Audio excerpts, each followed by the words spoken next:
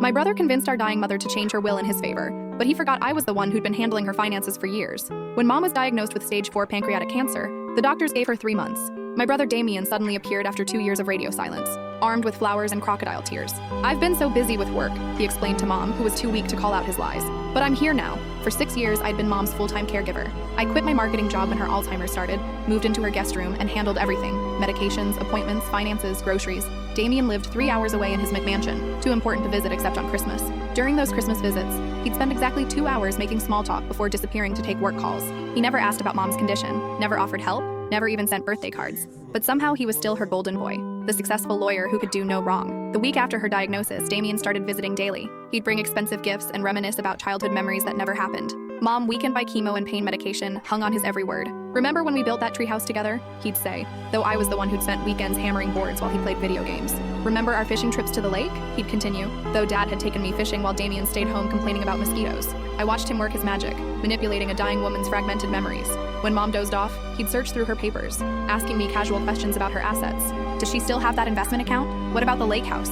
Is there life insurance? I gave vague answers, not trusting his sudden interest. Something felt wrong about the way he'd started timing his visits around her medication schedule, always arriving when she was most confused. 3 weeks into his charm offensive, Damien arrived with a lawyer. They claimed Mom wanted to update her estate planning. The original will left everything split equally between us: the house, investments, and insurance money totaling about $800,000. I found the new will on Mom's nightstand the next morning. Everything now went to Damien. The only thing left for me was her wedding ring and a $5,000 token of appreciation for my caregiving. "She wanted to make sure you were taken care of," Damien said when I confronted him. "But let's be honest, I have a family to support. You're single with no responsibilities." Mom was too sedated to explain, and when I tried to discuss it with her during clearer moments, she seemed confused about what she'd signed. "Did I do something wrong?" she'd ask, her eyes clouded with guilt and medication. Damien had already started making plans. He called Patricia, Mom's financial advisor, asking about liquidating her investment portfolio. He researched the best real estate agents to sell the house quickly. He even contacted the insurance company about expediting the life insurance payout. He was planning to cash out everything the moment Mom died. That afternoon, I overheard him on the phone in Mom's kitchen, speaking in hushed tones about